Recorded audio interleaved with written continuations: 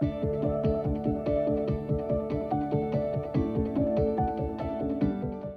want to really start the conversation today on talking about what are the latest trends.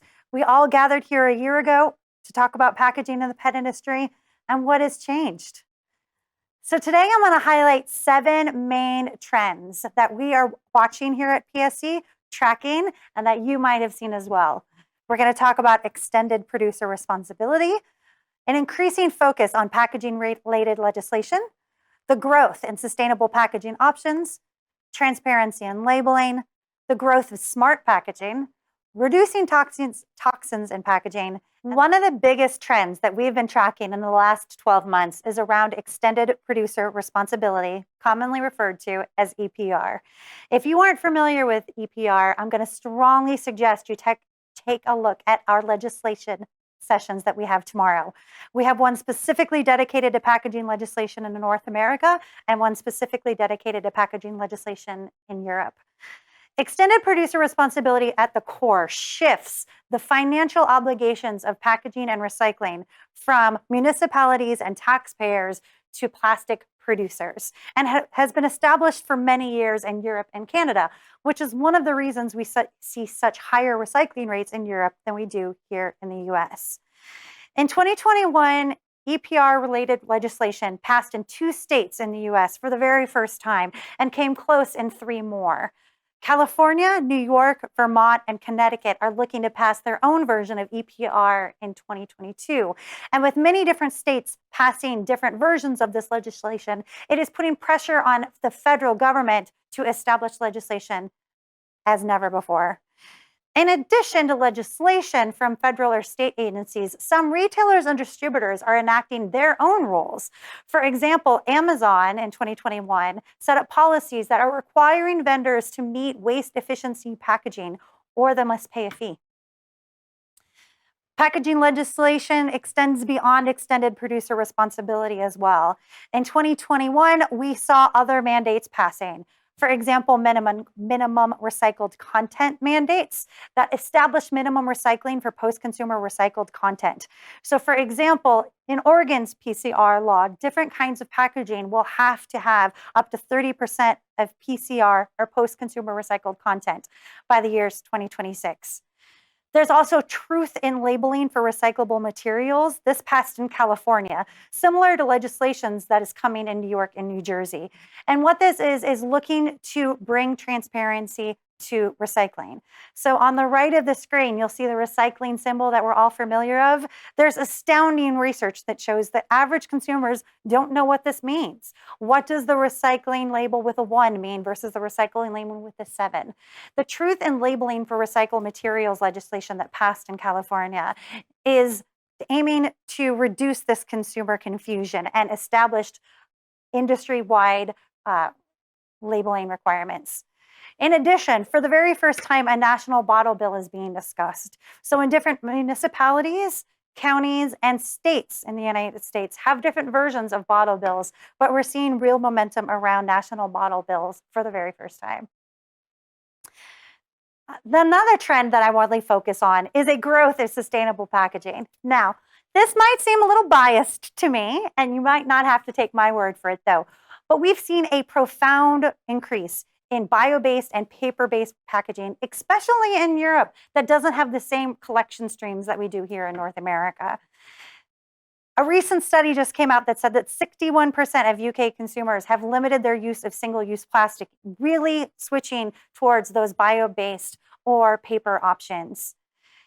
Here in the US and North America specifically, we're seeing a huge growth in compostable packaging defined. And you're going to hear from Rhodes from the BPI just a little bit later to talk about making sure that we are building composting systems in a scalable way so that we aren't recreating some of the issues that we already have with recycling streams. In addition, recyclable, reusable, and refillable packaging markets are expected to reach over $441 billion in the US alone by the year 2028.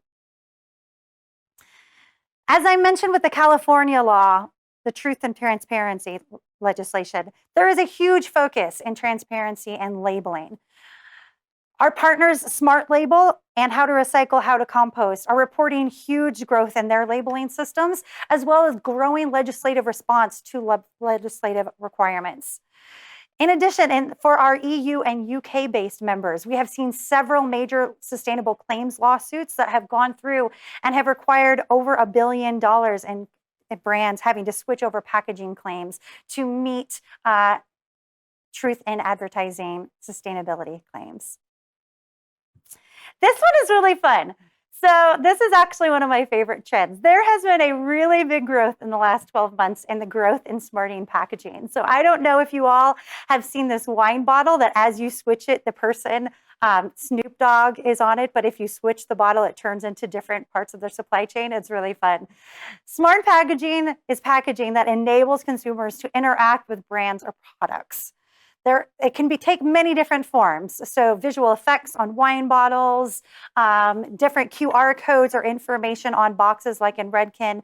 It can even consist of packaging system with embedded sensor technology.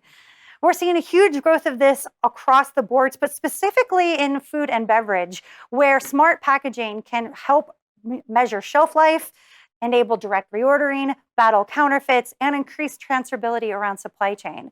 Smart packaging is growing really, really fast and is expected to be a $33.4 billion market by the year 2024. 2021 and 2022 has also brought an increased awareness of reducing toxins in packaging. You're going to actually hear more about this tomorrow when you hear from the U.S. Plastics Pact. In the U.S., a bipartisan bill has been introduced that would ban PFAS from food containers, and many U.S. states have already have such laws. Several EU nations in 2021 banned the production, trade, and use of PFAS, and the EU banned over 200 of those substances. You'll see private companies taking action too. For example, private companies such as McDonald's announced PFAS bans. You'll hear from some of our experts today that while these bans have really hit widespread availability and implementation, trends to stay on look for in the future around microplastics. So we're really expecting the next wave of legislation to be around microplastics. The last trend I want to show you is around refillable and reuse. So Loop dramatically expanded operations in the US, Canada, the UK, France, and Japan. As a matter of fact, our partner, the Ellen MacArthur Foundation, reported a 50% increase in reuse pilots in the year 21. France has a new legislation where they have targeted to have half of all of their packaging must be the reuse by the year 2025. And our partner, Closed Loop Partnership, who you'll be hearing from later today, is reporting significant investment from private capital on Capital Loop, from everybody from McDonald's to Burger King to General Mills, Unilever, and across the board. So I know that this is a lot to keep track of. So I just want to emphasize the Pet Sustainability Coalition is here to help you on your journey. We provide tools such as packaging legislation tracking, life cycle assessments, packaging impacts. We work in a collaborative space to ensure that we have the most up-to-date knowledge on packaging trends, both within the pet industry, but in the packaging landscape beyond. And you're going to hear updates today about our on-market pilot Flex Forward and our future state pilot on our packaging pledge. Thank you for joining us on our events today. And I'm really excited to hear what questions you guys have. Are these the same trends that you're seeing, or what else is on your radar?